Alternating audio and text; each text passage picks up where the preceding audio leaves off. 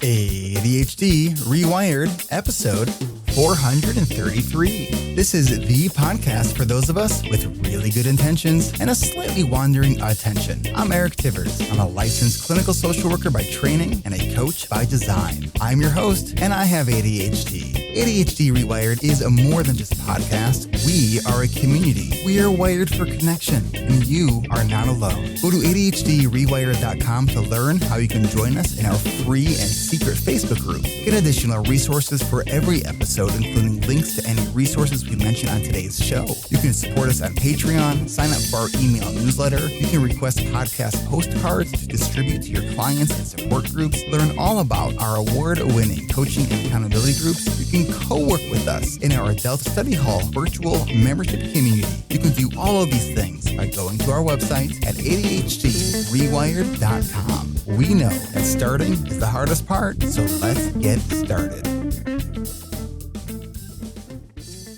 Welcome back to another episode of ADHD Rewired. I am recording this from my bedroom in quarantine with my son. So if the audio sounds any different, that is why. I am starting to feel better until I go on the stairs and then I need a nap. And Will is nodding and he understands that. And for anyone here who has experienced COVID, I imagine you've also experienced that stairs are not fun when you have COVID.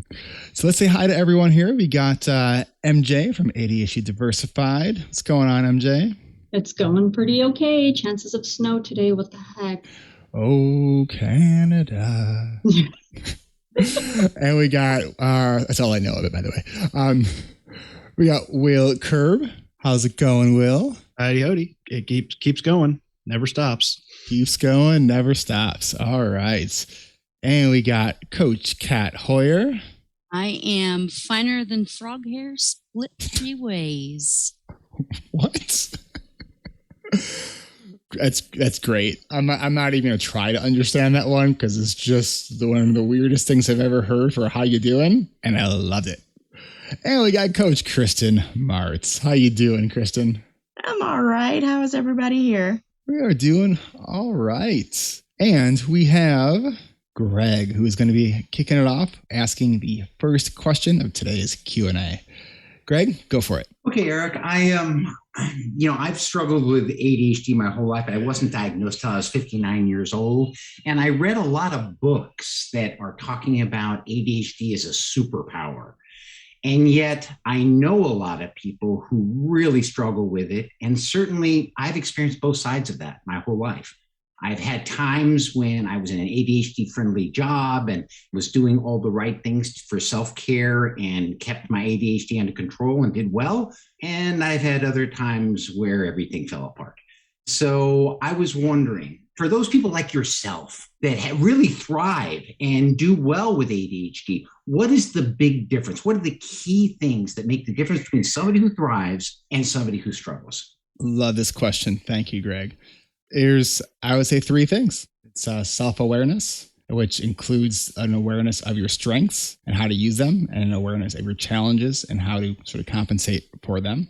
Self-advocacy skills, so knowing how to sort of speak up for what you need, knowing how to set boundaries, knowing how to communicate with others, kind of what you need to be successful, and then self-determination, like knowing that you have the right to pursue goals that are meaningful to you, right? So knowing how to even engage in goal setting and knowing how to look at maybe something that didn't go the way you hoped and be able to learn from that, get back up and keep going. I think that trying to, pretend like you're neurotypical and put on and masquerade as normal, I've never seen that work successfully for anyone with ADHD, right? So it's that acceptance piece. And acceptance doesn't mean you love having ADHD, right? Acceptance means you understand your ADHD and you continue to try to learn about it and learn from it and incrementally do a little bit better each day, right? Because it's, I think something that I know that I have experienced, I think members of our coaching groups experience, that growth happens slower than we want it to, right? Like we are ready to grow and we want it to happen yesterday. And as far as the first part of your question around the ADHD as a superpower, I kind of think it's this like toxic positivity that's going around ADHD as a superpower, right? It's like, I think that we all have strengths, and maybe our strengths, we can turn those into our superpower, but we're looking at behavioral characteristics there, not because of ADHD, right? Maybe some of our strengths are connected to maybe some of our divergent thinking around ADHD or our creativity, right? But if we don't know how to rein it in, like, it's just going to be something that's fun to do and not actually helpful to execute, right? So having to sort of understand all parts of it to really thrive. And I also want to be really clear about something to you, Greg. You in part of your question, you said, how do people like you who thrive? And I just want to make it really, really clear that I don't have all of my shit together. There's lots of stuff that I think I do pretty well at. There's some stuff that I'm like, whoa, like that is really hard for me to do. And there are areas where even when I'm doing really well, ADHD is going to win sometimes. And I think so thriving is being able to sort of know when ADHD won the day and be able to sort of kind of pick yourself back up and start fresh the next day. Will? Yeah. Also with the ADHD as a superpower, just quick note that the people I see most use that term tend to be white and men, which means that they have a lot of support systems so that they can leverage those strengths. I have not heard that perspective, and that makes a lot of sense. Yeah. It's kind of a privileged idea to be like, oh, I can leverage my strengths because I don't have to do all this other stuff. And as a white man, I really can I could get away with not doing a lot of stuff in my household, and that would suck a lot more for my wife. But just because things are hard for me doesn't mean I shouldn't do them. And so then to add on to that, how do you thrive with things? And a lot of it is we can't be doing the one-off things. We need to be working on setting up systems so that we can regularly do these things. So rather than being like, I'm going to do all my planning once for the entire year, being like, how am I going to build a system so that I can keep planning throughout the year so that it's not just I do the thing once. It's how do I keep coming back to these good things, because I know that my executive dysfunction is going to make me not want to keep doing them. So making less of a production of the individual acts and more, how can I make this easiest way for me to do this? Right. And that's part of why we have our alumni community for people who have gone through our coaching program, because it's like, we tend to be pretty good sprinters, right? We tend to be pretty lousy marathon runners. So after that intensive 10 weeks of coaching, like we know that like without ongoing support, it's really easy to slip back into our old ways because we are human, right? And so having that ongoing support to keep kind of staying on top of, returning to, and having that support to get back up when you fall is just critical. Kat? I think another thing to consider is your starting point. So the starting point is going to be different for everyone. So when you look at if you're thriving, it's more of, how have I improved, and only comparing with yourself, no one else, because everybody's journey is a little bit different, but really looking at that starting point and is it improving, like you said, incrementally? And then am I doing things like the resiliency piece of it, falling down less, getting up quicker, all of those things. But I think the starting point for everyone is different and should be considered as we're gauging that thriving piece. Kat, you had an expression, I think that I heard it from you, that I really love. Yeah, we can be a hot mess and killing it at the same time. When is that going to be? When is that going to be in the t-shirts? For sale. Yes, putting it on a pillow too. We should get a website. We'll call it goodfutureintentions.com, and it's just going to give you a message that will say this website will be up soon. It will just always say that. Kristen, what about you? That was unexpected and made me laugh really hard. Sorry. What Kat just said basically sums up what I was thinking about. I'm just going to throw it out there. I really hate that idea of it being a superpower, and I'm working on an article about it as to my why. So be looking for it. I will find a place for it to present itself. But to me, a superpower, if you think of all the superhero movies and those sort of things, they use their superpower. There's no effort behind it. And then they finish with their superpower and everything's hunky-dory. That's not how it works for us. So even when we're using whatever skill or ability we have that is easier for us, it's really, really strong, there's a lot that goes around it that takes a lot of effort. There's maybe a cleanup that we have to do. There's an emotional meltdown afterwards that we have to manage. So I'm very leery of that term because I believe we are always having to work hard. Kind of just like Kat said, you can be killing it and still be a hot mess at the same time. Or what did you say? We're a hot mess and killing it at the same time. And I have trouble with that implication that it's all hunky dory, as we say in the South. It's not. MJ? I think the thing that's sticking out for me is being able to accept the strengths that we do have. I think a lot of the time for me, I've caught myself in like, oh, I can't do this and I can't do that. I'm not capable of this because my ADHD is hindering me. You know, I forget a lot about the things I can do and the strengths that I do have and where my zones of genius are, and use those areas that I have skills in to help create those systems that will help me be successful. And the other thing that I have found to be the most helpful to sometimes look like I'm doing the best that I can is something that Eric has said in the coaching groups a lot, is showing up as the best versions of our worst selves. Kind of that play on, you know, showing up as a hot mess, but you can still get stuff done, and asking for help, even if we really don't want to. I think it's really that external support, if we can find it, that really has helped me propel forward so that I can gain that self-awareness and get that feedback. Greg, did that satisfactorily, I'm not saying that word right. It's okay. It's okay. Did we answer your question? Yeah, you did. And I'm glad to hear everybody feels that way about the superpower thing, because I sit on the board of a nonprofit and we fight to get certain things done in the schools to allow for, you know, kids to learn the way they learn. And that superpower thing is really undermining our efforts. So I appreciate all of you. Thank you so much. My pleasure. All right, let's go to another question.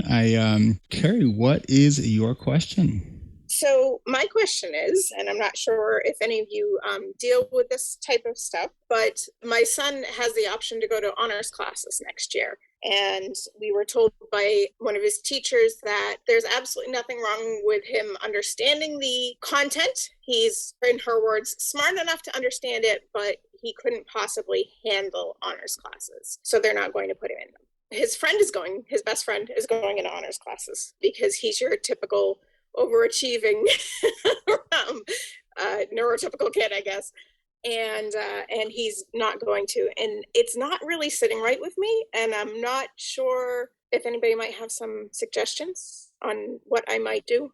Carrie, are you in the U.S.? I am. What state are you in? Massachusetts. So has your son been also identified as having giftedness? Yeah, so, I mean, I've been saying I am certain he's gifted since he was a baby, but so every parent says that. But no, not officially, because I think it would require the expensive testing, which we just can't really afford. Nope. So it depends on so state laws around gifted education, they do vary state to state. So, and I'm not 100% sure off the top of my head what Massachusetts is. That Brendan isn't here right now. Has zero gifted and talented anything. Okay, so I do know that I think it was in 2016 or 2017. There was a position statement put out by the Department of Education that basically said that you cannot restrict students who have an identified disability, specifically like ADHD, and ADHD was specifically mentioned in this statement. You cannot prevent them from being part of gifted education if those classes are offered in the school because of their ADHD, right? So looking at if keeping up with the coursework, it's going to be challenging coursework, as far as the load goes, no matter what type of class he's in. And so if he's bored because it's too easy, right, like that's going to make things even worse. So it's looking at how do we get accommodations in place. When you're dealing with an education system, you got to become the expert to know your rights. And there's some really good resources out there. Pete and Pam Rights Law, I think, has Kristen's giving me the thumbs up, and so yeah. So Pete and Pam Wrightslaw have some really excellent books, and their website has up-to-date information about education issues. But yeah, here's the thing. What's tough is when you're a parent with ADHD and you see your kids struggling with ADHD. How do we not let our own ADHD get in the way of advocating for our kids? And it's listen to that gut feeling, and know your rights, and don't come in though like swinging, saying I know my rights, right? Yeah. So it's kind of gamey. If you could find an advocate to go to any meetings with you, I used to get hired when I used to work with kids. I would get hired by families to do this. But when it came to my own son and going to IEP meetings, I brought an advocate with me because Papa Bear kind of comes out when I feel a teacher isn't understanding what we're trying to get across. Right. So having someone who's not emotionally attached to that can be super helpful. Okay. Yeah, that's a good point. Because the team there has been really helpful. It's just the one particular teacher. When she said that, I was like, I don't think I like that. Yeah, I mean, we've all have experienced too many teachers who clearly just don't get it. And so it's, we got to learn how to advocate, so it's part of that self-determination piece and that self-advocacy piece to come back to that first question about like thriving. It's like we have to like learn when something isn't working right for us, when something isn't in our environment isn't suited for us, we got to speak up. Kat? So your suggestion is to check the Wrightslaw website. Mm-hmm. Does anybody else have any other tips and tricks that I might want to bring with me besides taking an advocate and checking that first? Yeah, this is Kat, and I wanted a couple of things. One, I have a son who's 16, and he was identified as gifted in maybe second or third grade. He's also neurotypical. It's been very interesting to watch him manage his workload and all of these different things. And my feelings around having him in gifted or advanced, any type of advanced placement classes have really changed from the time he was in third grade to the time he's in 10th grade. I'm speaking for myself, so I don't want to project this on anyone else. But in the beginning, I was very, really proud of him that he was doing that. It was sort of a bit of a like status thing, if I'm being honest, as much as I don't want to say that, to have him be in this, and I have a group of, we call ourselves the hot mess moms. Well, I call us the hot mess moms. I don't know that they necessarily do, but we've had a lot of discussions around, is this the best route for you? Meaning I don't want to see him in classes that are somewhat prestigious, but are going to not be good for him in terms of being able to enjoy life. He's an overachiever. He wants to be perfect at everything.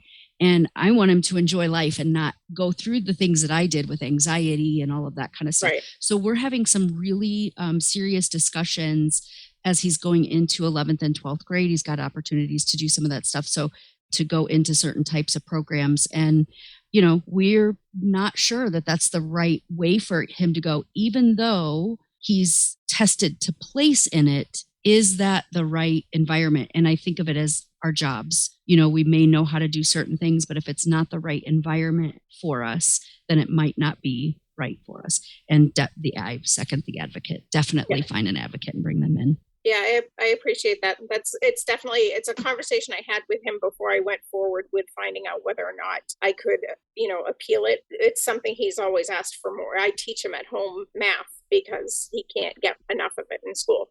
So it's definitely something he wants. He wants the harder, more challenging work. He wants to be learning more. So does his teacher know that? I think that she's stuck on that he can't grasp the content in the way that she teaches. Her biggest thing in our last meeting was that her biggest problem was when she teaches the kids a math formula, 90% of the kids need her to teach the math formula first, then she can show them how it works. But he needs to know why that formula makes this thing happen. I think we could have that statement, like, we need to know why, and just end it there for like all things in life. Right, yeah. But she said, for 90% of the kids, it has to be done the other way, and he can't wrap his head around it and just wait for the explanation, and that's a problem. And I'm like, I don't know that that's a problem for him. I think that might be a problem for him. Get that in writing, and you might want to start including an administration in those correspondence. Yeah. Carrie, did I miss how old he is? He is about to turn 12. He's 6th grade this year. Because that was the main point, and you dove into it for me, but I do have another thought.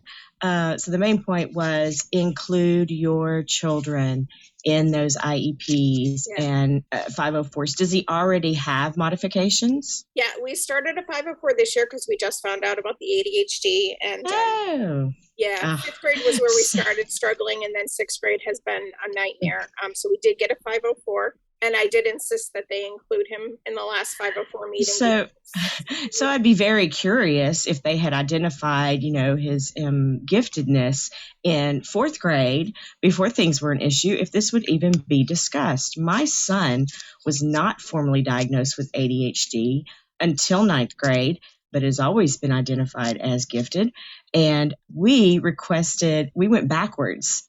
He's in high school. He's super smart. He's not in high school anymore. This is the story. He was in high school. He was super smart. He started struggling with the workload that included the why am I doing this?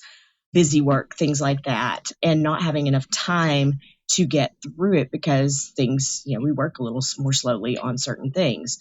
So when we requested it, we got the diagnosis, we put it there. I remember us sitting there, and the woman, she looked at it, she said, he's almost all A's. Why does he need modifications? And I told her, my boy comes home at 4:30, begins working because he wants to do well and loves school. That's his thing. He loves to learn. And he works until almost midnight every night. Gosh. And I go, that's not a level playing field. Right.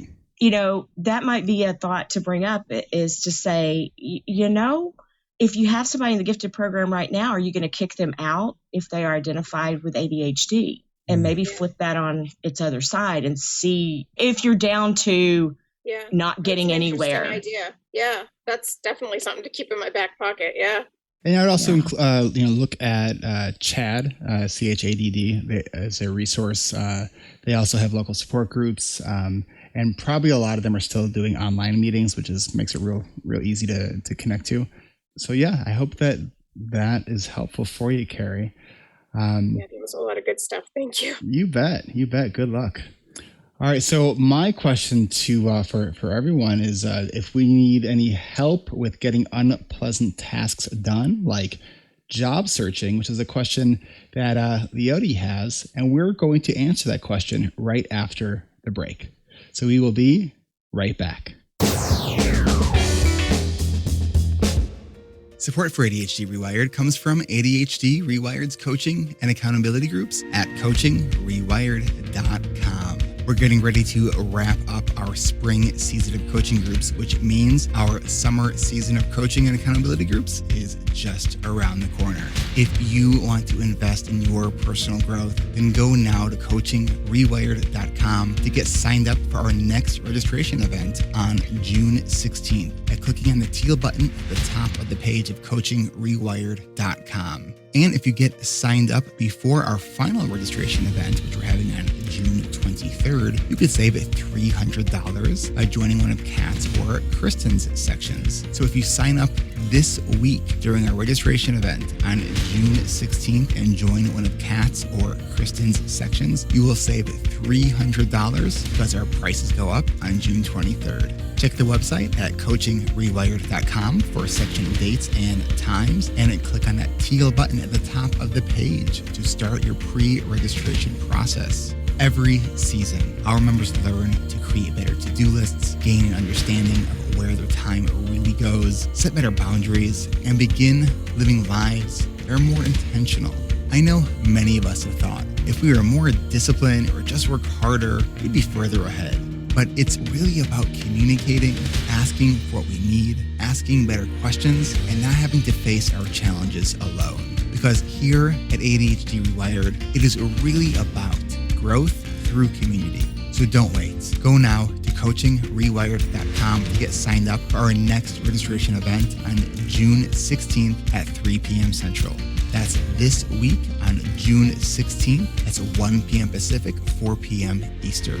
And if you get signed up this week, you can save $300 when you join one of Coach's Kat or Kristen's sections before our final registration event on June 23rd, when our prices will be going up. So this is an incentive to register this week. Once you've gone through your pre-registration process, don't forget to hit that RSVP button so you don't miss out on joining us. Go to coachingrewired.com and join the coaching community built just for us. That's coachingrewired.com.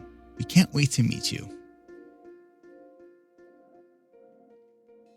Support for ADHD Rewired comes from Adult Study Hall at adultstudyhall.com. From our weekly guided sessions known as Adult Study Hall Plus or ASH Plus to our 24/7 drop-in room. This is the virtual co-working community where you don't have to take on your toughest to-dos alone. It's free to try for the first week and then only $19.99 a month after that. Your membership includes access to all of our themed and guided sessions or our ASH Plus sessions. We have sessions for decluttering, for finances, for creative work, for writing and working out, and weekly check-ins. And if you're looking for a new job or need help with your resume, then you can join our career-focused sessions led by our very own Coach Kat Hoyer. And happening this week, you can join me for our monthly 2-hour Pomodoro dance party on June 16th at 9:30 a.m. Pacific, 12:30 p.m. Eastern. We'll have 2 50-minute work cycles, each followed by a 10-minute dance party. Your membership also includes access to our 24/7 drop-in room called ASH 24/7, where you can jump in and co-work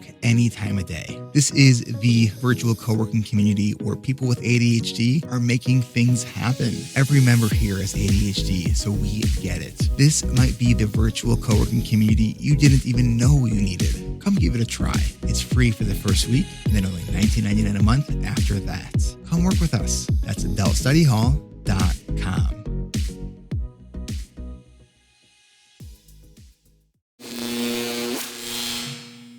All right, we are back. So Leotie asked a question. She asks, how do you, well, it's not really a question, it's a statement, but I'm taking it in a question form. Need help getting unpleasant tasks done, like job searching. So let's go around and share how we, as people with ADHD, get our unpleasant tasks done. Accountability. That's a big one. Even though sometimes I really don't want to. And how do you use accountability, MJ? So in the coaching groups, we have A teams. I am with an A team, still with an A team right now. And if there's something that I really don't want to do, I very begrudgingly say, hey, I need to get this thing done by this time. Otherwise, consequence, which is usually lack of sleep. If I don't check in about this milestone at this time, feel free to nudge me. And the way that my brain works is I'm generally pretty internally anxious, so I try to beat that.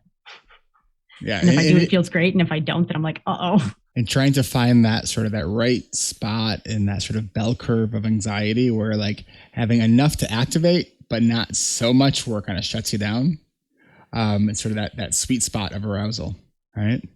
Yeah. And then Kat, you were mentioning some stuff around cash. Do you want to talk about that? And I wanted to say one of the things, if I have a task that I don't like to do, I record myself on my phone on time lapse, and usually about 30 minutes worth of work. Even if you're doing stuff at your desk, 30 minutes of work is about 2 minutes of, the video. So that's my reward, is to watch myself on video.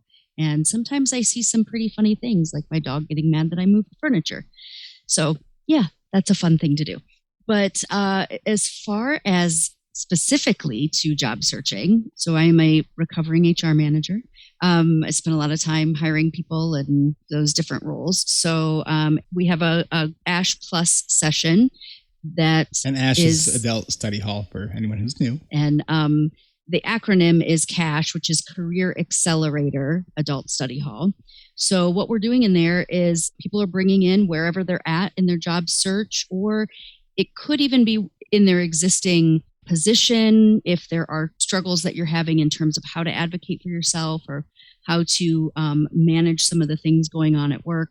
We've also had several people join recently that are launching new businesses and things like that. So we talk about it. We do like teeny micro mastermind sessions. Then we everybody has time to work on what they're doing. And throughout the community, we make sure that they're checking in on each other and they're hosting the co-working groups together. So yeah, we spend some time problem solving and then spend some time talking about what we're going to do, what we got done, and scheduling time to get it done. It's the biggest thing. I find this that sometimes when we're trying to come up with solutions to various things, sometimes it can actually be helpful to sort of ask the question in the opposite way and find the most extreme, absurd side of the answer. It can create clarity on what would actually be helpful. So if we take this particular question about how do you get stuff done that is unpleasant, right? It's like, well, what would make it even harder and more unpleasant? Not telling anyone that I'm struggling, right? So struggle alone. Definitely make sure no one is aware that you're struggling, right? When you hear that, it's like, wait a minute, that doesn't really make sense. Ask for help. Ask for help, right? I mean, I find it amazing how helpful people with ADHD can be and how often we really want to help people and are often good at helping people. And yet we don't want to give people that opportunity to help us. Well, that doesn't seem real nice, right? Like, if helping feels good, allow other people that opportunity to help you as well when you need it. Right? There's no shame in that.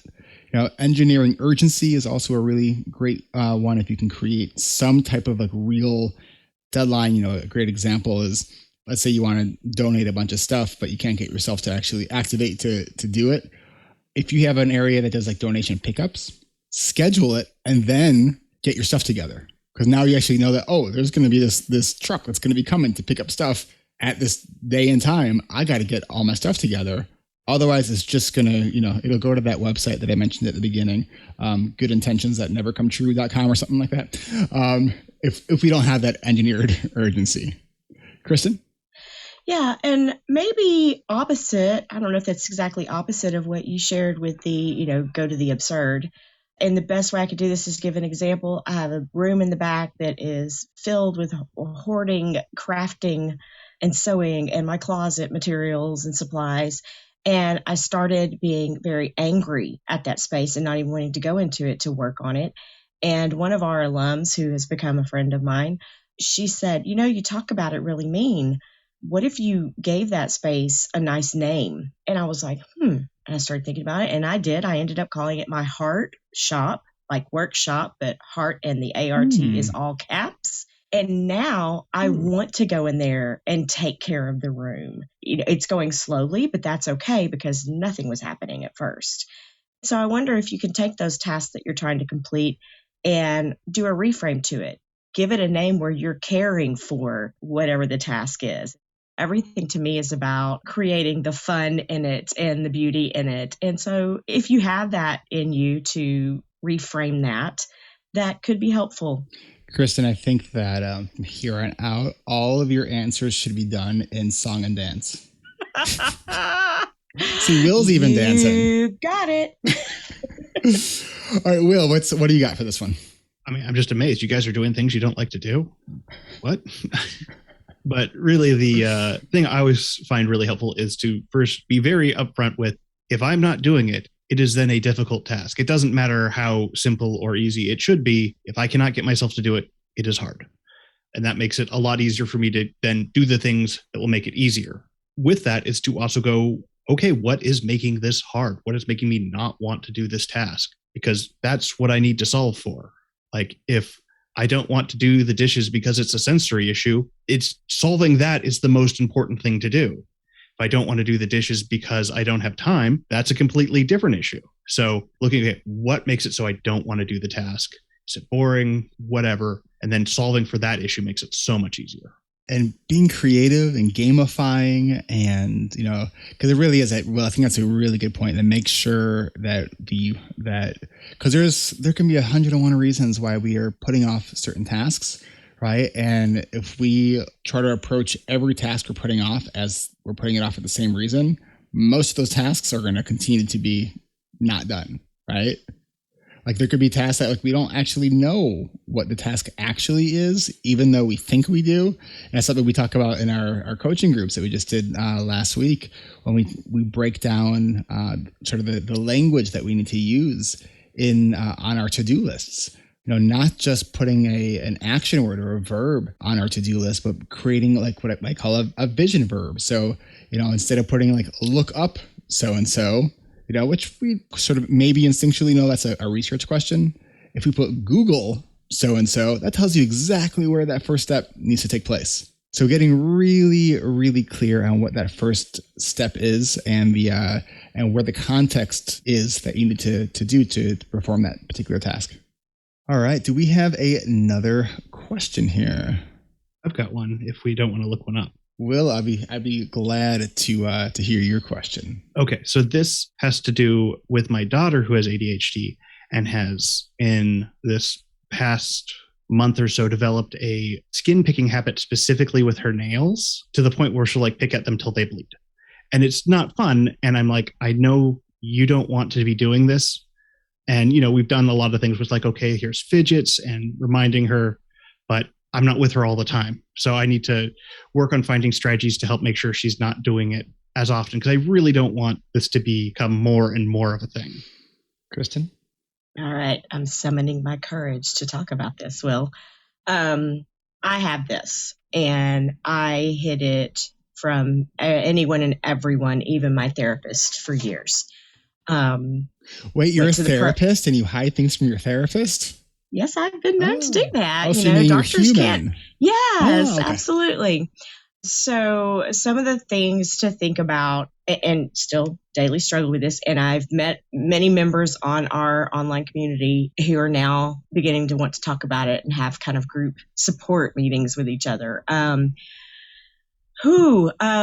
Part of it is that you've got to find what works for her and something about it. If she can start to, I highly recommend, first of all, seeing a therapist to help, who is expert in it, obviously, but then getting down to the core of what is going on in her brain when she's doing it. Is it a compulsion? Is it a sensation? Is it a form of punishment in her mind? Those sort of things. And then find what you replace the activity with. There is a website. I'm going to have to look it up before I get to it. Oh, it's Pick Me. It's called Pick Me. I think she's out of Chicago, actually, that she began. So that might be something to look at. Then I've seen on Etsy, they have these, like, you can literally get that same thing. It's like scratching off. It's like paint peeling. It's that sort of thing. So if it's literally a sensation type thing, you can find those activities that work the same way. I had a client take glue, put glue all over their arm, and they even got permission and a modification at school to be allowed to do it at times because that gave him the right sensation. However, there were times he would pick that was hidden, and that was a whole different why. So yes, you're right. You're not with her all the time. And that's the hardest part. She is going to need as many options and avenues in thinking about this to learn how to figure out her own why, then learn all the many different options that are available to her to satisfy that why in a different way. My therapist has told me about my nails in particular. It's like, don't you love them? And I was like, oh my gosh, I do. She goes, then try to flip that when it happens. It's, oh, wait, no, I want to care for you. Doing something like that can be also. So it's all about what is that why, and finding that out in the moment is really, really hard. Sometimes the hindsight is easier. Kristen, I don't know if you're comfortable sharing what have you found to be your why when you see that you're doing it? Anxiety, which is not, that's almost it's vague. It's a vague why. And that is something to teach her because she's so young. Just because it's anxiety, what does that mean? Because anxiety can come from a myriad of emotional places. Mm-hmm. That's kind of still where I am a lot of times. And sometimes I have to be okay with doing it, depending on, am I working on it? Am I working through whatever that emotion is? And to know that that's okay. We don't want anyone to hurt themselves, obviously. So maybe sometimes teaching, not manage, but replacement. How much is too much? No, how much is too much, and to do just a little. Moderation. That's the word. Thank you. That's one of my hard ADHD things. Word recall. Yeah, and I feel like there are so many places to go with this conversation. Yeah. Look up James Ochoa. His information about his genius in some of this, I have noticed, is brilliant. It's so helpful, and to identify, sort out, the clinical aspects of it. Awesome. I hope those are some little nuggets in there to start with. Yeah, definitely. Thanks, Kristen. Yeah. MJ? Setting a timer. Seriously, sometimes like Kristen said, sometimes I have to accept that it's something that I'm going to do. And setting a timer is sometimes the thing that I need, and just to give myself permission to kind of sit in the crap about it. I have a hair pulling disorder. I have trichotillomania, which is why the hat's not a fashion thing. I wear the hat because I will literally pull my hair out. And yeah, timer has worked. Somebody that I know also has skin picking things, and I got that tip from them. Sometimes you just need to set a timer. If I'm really in it, then I will text an SOS to said people.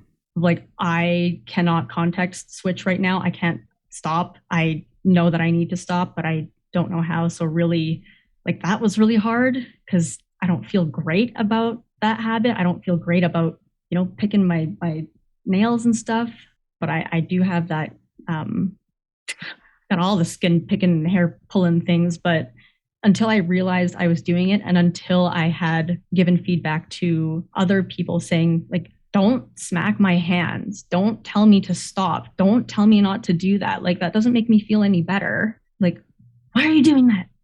I really don't know why. It's a valid answer. Yeah. I mean, so often that's a very valid answer with ADHD. It's why are you doing that? I don't know. It's just something that I'm doing. It's for me, it's a compulsion. So alleviating the shame around it, giving permission to do it sometimes, as long as it's not leading to harm. And also I'm trying not to pick my hair now, even though I've got the hat on. That's just why I'm crocheting. Yeah. And that replacement behaviors, right? Things that occupy your hands to do other things. I have certainly have struggled with this myself. If I get a scrape or something like that, a scab, I have a hard time leaving it alone. I used to be a incestuous nail picker, nail biter, and I don't think that was the right word I just used. Incestuous is something else. What word was I just thinking of? Incessant? I don't know. Maybe. You just use it a lot. I'm not being incestuous with my fingernails. I promise. So it was probably 5 years ago, and I've been a nail biter my entire life. I just stopped biting and picking my nails, and I've asked my psychiatrist about this. What would change that brain chemistry? Just to I no longer have that desire to do that, right? So it's there can be so many different things, and this can play out in so many different ways. So I think with all things, we just want to be really mindful of shame, right? Because this is absolutely something that can drive shame if not sort of approached with compassion and empathy, and experimentation, and maybe getting an evaluation from an occupational therapist, as well as a mental health therapist. So good luck, Will. We struggle with this here too with my son. So yeah, and it goes in waves. He'll go through periods doing it a lot, or he's it's we dread the summer because mosquito bites. They become open all summer long. Kat? Just a perspective of somebody who I haven't had this, but a lot of people within the ADHD community have shared it with me. And from my perspective, I understand that there's shame around it. I don't see it as anything. I don't know how to say it. I'm not oh, that's weird, that's gross, I don't have any of those reactions to it. So I don't know if that helps, Will, you with your daughter in terms of I don't think that it's weird or anything to be ashamed of, I guess. The shame comes from the outside. So even if the parent's not doing it, it can come from the idea of society and how we see that. It can come from teachers. It can come from girlfriends who are just being authentic and not mean. The action is coming from a place of shame and guilt already. Doesn't matter what someone says. When they say it, it can open that door into more. just feed Gotcha. upon it because it's what that person hears or replays in their head. And I think that was kind of my question because I was like, I'm not sure where the shame's coming from because I don't see it as something shameful, but I can see that now that you're saying that. So, Well, we do have more questions that we want to get to, but we do need to take a quick break. So when we get back, let's answer Brianna's question, because Brianna is asking about how to get better at not biting off more than she can handle.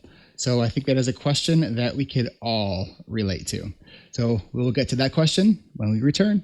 We will be right back.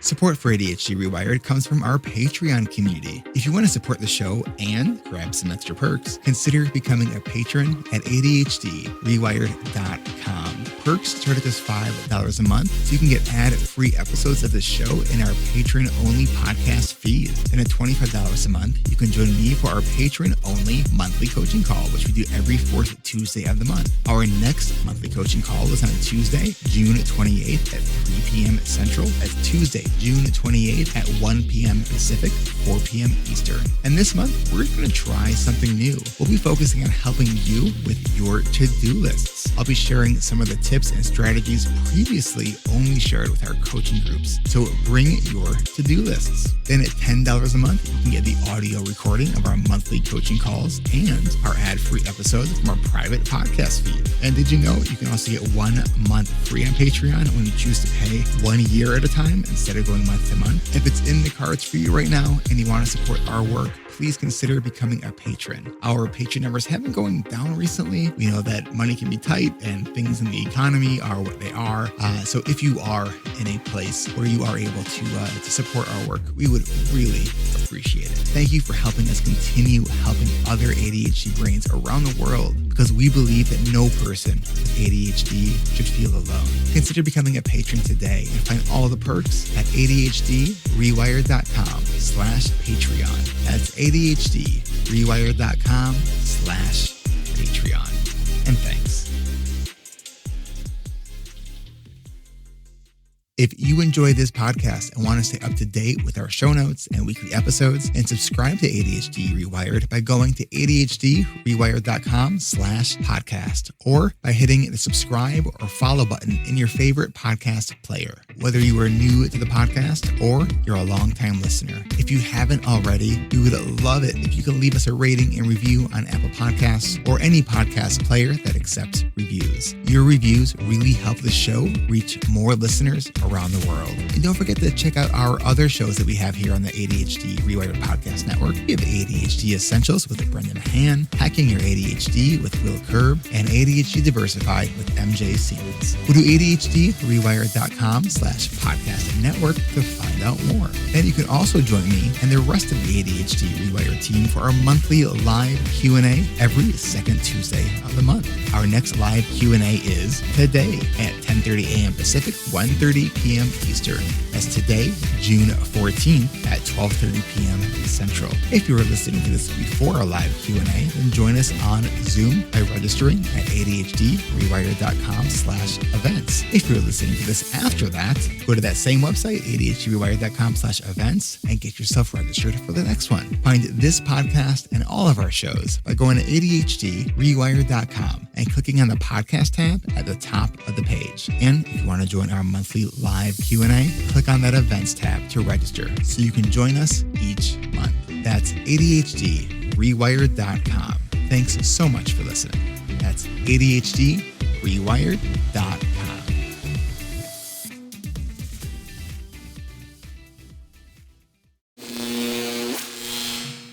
What am I trying to say? MJ knew what I'm trying to say. MJ, help. There you go. Thank you. And we're back. All right. Brianna, what is your question for us?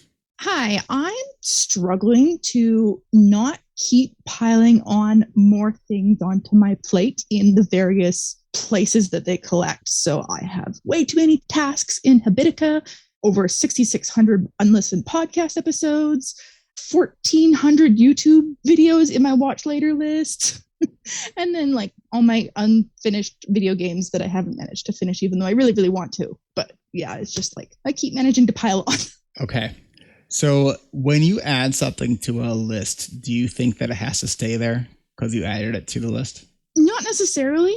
Like some of the podcast episodes, I will look at the description and decide, you know what, the subject that's on that podcast or that person that they're coming on, I have no interest in listening to that particular podcast, and I can delete it. Similarly with the YouTube videos and the Habitica tasks, I can be like, that's not a priority, and like just kind of delete it and forget about it, and it's fine. But I don't do that enough, I feel like.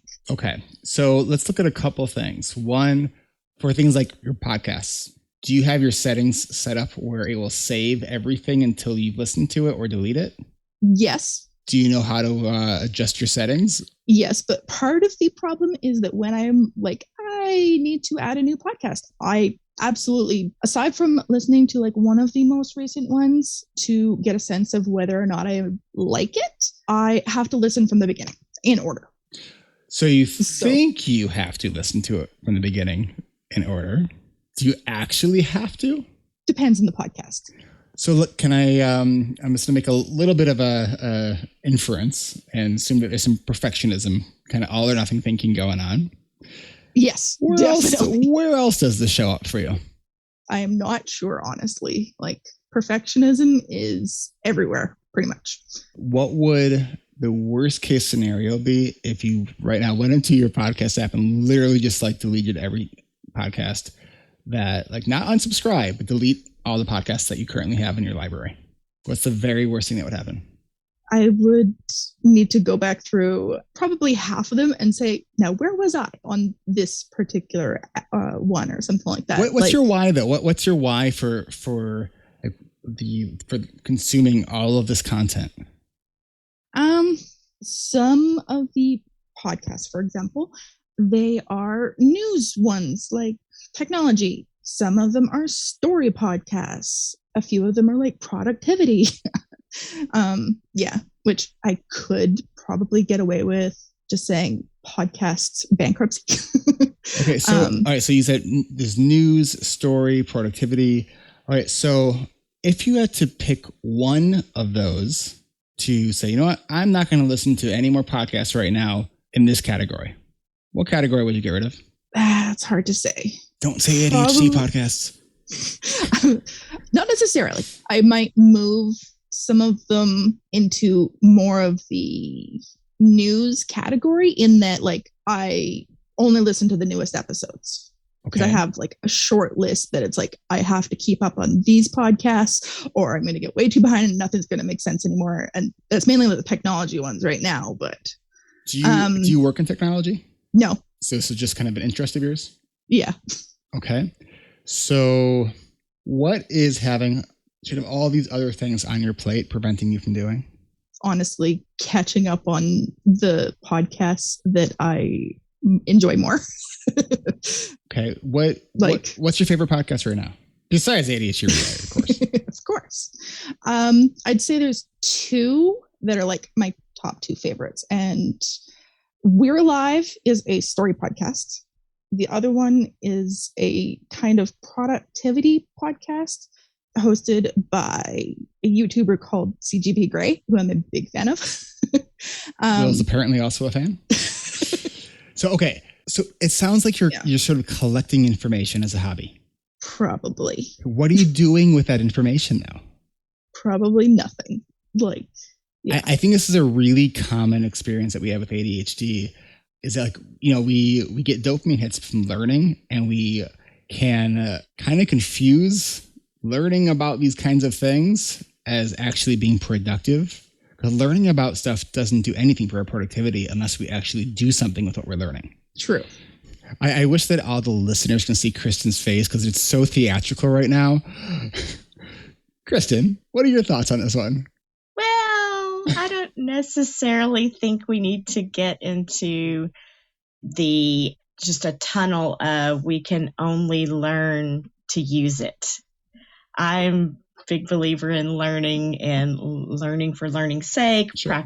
practicing how your brain works, touching other areas of your brain that maybe you don't, that might give you ideas for being productive that you don't even realize later on. So then I have a couple ideas if you're willing to hear them out, Brianna, because this is more of an offering of things I was thinking of. Is that okay to give some ideas? I'm up for it. So thoughts that came to mind was doing a ranking system of all those, just to sit down and sit with all these different podcasts you like to listen to and then rank them out. And you can do this by maybe calendaring when you're going to listen to them. Even if it's flexible, it doesn't mean you have to sit down at 10:15 and listen to something, but just to put them on a calendar and see how much time they actually involve. Then if it's that much time, maybe you could toggle it to something else you do. Maybe on your calendar is drive to work. Oh, I can toggle listening to this podcast at this time and put it on your calendar. That way you allow yourself more buffer zones of time for other things you want to do. Maybe that would actually help you figure out which ones are really important to me. And maybe from Eric's perspective, sit down to the why. Why are you listening to it? And Brianna, are you able to, before you add another podcast, to remove a podcast? I could probably work that out somehow. If I'm going to add anything new to my queue, I have to let go of one. And not just for podcasting either, like for all things in life, especially when we are feeling overwhelmed and like our plate is overflowing, because we can't get bigger plates, right? We actually need to take less. So it's like, before we say yes to anything, what are we saying no to? Will? Yeah, this was something that I did episodes on digitally clutter, and it's something I suffer from a lot, where it's just like, I want all the information all the time. I have 1,000 tabs because that looks interesting. That looks interesting. Like I open up YouTube and I'm like, there's 12 pages of things that I want to watch. And I'm like, but I'm not going to. So like, that's part of the problem, is that because we're not watching these things, we don't have a trusted system to use. So we kind of like end up with a big amalgamation of a bunch of things, because we have all these lists that we're not going to watch, but we don't want to lose the thing. So we don't really know what to do with it. So what I have worked on is being more selective with what goes into those lists, because that's where it has to start, is like cutting down. Because if I have a list of 1,000 things, I'm not going to do it. If I have a list of 100, it's not. It's like, oh, there's 5 articles I want to read. I can maybe read one of those. That's not so hard. Although, of course, at the same time, I'm like, but I could get a new one. And just being very ruthless with how I cut away some of that information, those things. Just be like, am I realistically going to read that? No, off my list. Am I going to watch that? No, close that tab. And being at the beginning, being like, okay, interesting, but do I realistically think I'm going to have this be useful for me in the future? Because otherwise it's just this open loop, and it's taking up a little bit of brain power. When I go look at my other screen, I'm like, I have 15 tabs there. Admittedly, most of those could be closed, but because they're just, only like reference 15? things. Well, in that browser, I have 2 browsers. And then each one has a number of windows, and each one then has a number of tabs. I'm always humored by MJ's like shock anytime she sees when I share my screen how many tabs I'll have. Lisa too. It's an issue when you have so many tabs that you don't know what any of the tabs are, because they're all so truncated. That's why you go to vertical tabs. I'm still trying to figure that one out. Because then you can always see the title of the thing. Don't add solutions. Just remove the problems. No, and it is. It's when it kind of goes to the idea of why we use the one thing in our coaching groups. It's like, because our brain thinks that like everything's equally important, right? Silly brain. Right? It's not equally important. So we need some sort of other sort of thinking strategies. So how do we navigate all of these things, these different stimuli, these pieces of content, things on our to-do list, when literally everything seems equally important, but we also know that it's not, right? And so asking ourselves like questions like, what's the impact of doing this thing or of not doing this thing? So that focusing question from the book, The One Thing, what's the one thing you can do such by doing it that'll make everything else easier or unnecessary, right? Kat, you had another comment on that? I know we're getting No, actually, it was exactly what you said. I was wondering, drilling it back even more, is what is the reason for wanting to pare down that list? So like kind of digging into, is it because there's a silent to-do list every time you look at it? So every time you look at it, it gives you anxiety around, I've got to listen to all these, because I think there's some things that we sort of like inbox zero, right? We get that mindset like, I need to do this. Why? I think finding out why can help us make decisions on how to do it as well. So I got an inbox zero question for everyone. When was the last time you hit inbox zero? When I started my account. I mean, last time I just deleted everything because I'm like, well, I'm not going to respond to these. Just delete it. That worked too. I have 6 email accounts, and I start them, and they're kind of categorized in my brain like, oh, wait a minute, I'm just trying to inbox zero and start fresh. But now I have 6 emails I use. MJ, what about you? The other day. Sorry, Wow. I'm weird, and I have also 6 different emails, but I've unsubscribed from a lot of things that I thought I would read. I'm like, this actually doesn't add any value. If anything, it's taking up like space in my inbox. It's taking up space in my head because I don't know what to do with it. But that's been a practice of mine, is to really be intentional and accept that once it's gone, I'm probably not even going to remember it or something. I would love to ask a question about what you just said. What is your why for hitting 0? Because I hate notification numbers on things. Okay. Yeah, I've been curious about that. Why is that so important to everyone? Because my husband and brother-in-law, they tease me all the time when they see how many I have. I also think it's just some weird expectation that as the digital society we've sort of put on ourselves, like inbox 0 means that you've had a successful email day or whatever. I'm like, no, it doesn't. Okay. It could just mean that you deleted them all. Yeah, email takes up way too much sort of mental bandwidth, and I think that we put so much sort of stock on that idea. I can't remember the last time I hit inbox 0. I mean, I have. I think the allure of it is, or the desire of it is, to make sure we're not missing anything important. But like, I don't know. Like, to me, the urgency of an inbox 0. I feel like we're just distracting ourselves from actually getting what's important to us done. Well, we are about an hour and 10 minutes here on the recording, so we are going to wrap this one up. I know we still have a few questions left, but time does have our limits. So we will move on to next words sometimes get jumbled in my brain. Month? Yes, next month. That's what I was trying to say. We will see you back here next month. And thank you, everyone, for coming and for submitting your questions. We will hopefully get to your questions next time if we didn't get it to them this time. And have a wonderful month. Thanks, everyone. This is Eric Tivers. Thank you for listening, and congratulations for making it to the end. ADHD Rewired is more than just a podcast. We are a community focused on learning, growing, and connection. The website is ADHDrewired.com. You can find time-stamped summaries and additional resources for each episode. Apply to join our free and secret Facebook community. Learn more about our award-winning intensive online video-based coaching and accountability groups. Join the Adult Study Hall virtual co-working membership community. Find all the other podcasts on the ADHD Rewired podcast network. Sign up for my email newsletter to get exclusive content that you won't hear anywhere else. And use the search tool to find episodes on specific topics. You can do all of this at ADHDrewired.com. While you're there, click on the Patreon button. If you are a regular listener, consider making a monthly contribution by becoming a patron. If you are able to financially support my work, it would mean a lot. This show is free to you, the listener, but it's not free to produce. Plus, patrons get cool perks like ad-free episodes and access to recordings of coaching calls, and $25 a month patrons can join me once a month for a group coaching call. You can follow me on Twitter at Eric Tivers. You can like our Facebook page at facebook.com/ADHD Rewired. If you're a coach, therapist, or related professional, connect with me on LinkedIn at linkedin.com/Eric Tivers. Subscribe to ADHD Rewired on YouTube to see selective interviews and other videos I've made. Podcasts change lives. You can make a difference in someone's life by spreading the word about this podcast. Mention it in your online communities on Facebook, Twitter, Reddit, or wherever you hang out online.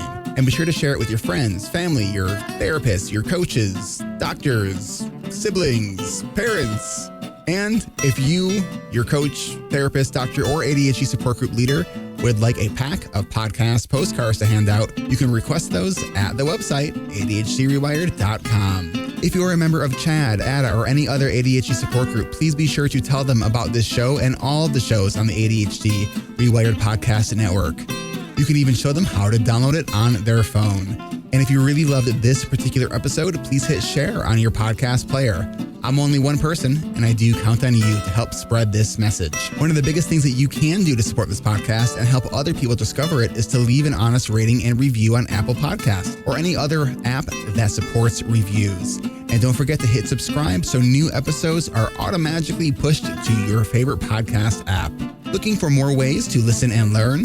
Get a free audiobook and a 30-day free trial at Audible by going to audibletrial.com/ADHD rewired. Here is my list of must-listen-to audiobooks updated July 2021. Nonviolent Communication by Marshall Rosenberg. Attached by Amir Levin and Rachel Heller. Atomic Habits by James Clear. The 5 Dysfunctions of a Team by Patrick Lencioni. Crucial Conversations by Carrie Patterson.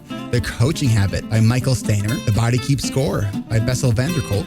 Rest by Alex Sujong Kim Pang. The 5-Second Rule by Mel Robbins. Make It Stick. The Science of Successful Learning by Peter Brown. The Productivity Project by Chris Bailey. Meditation for Fidgety Skeptics by Dan Harris. Change Your Questions, Change Your Life by Marilee G. Adams. I always recommend to my coaches and admin that they read that book.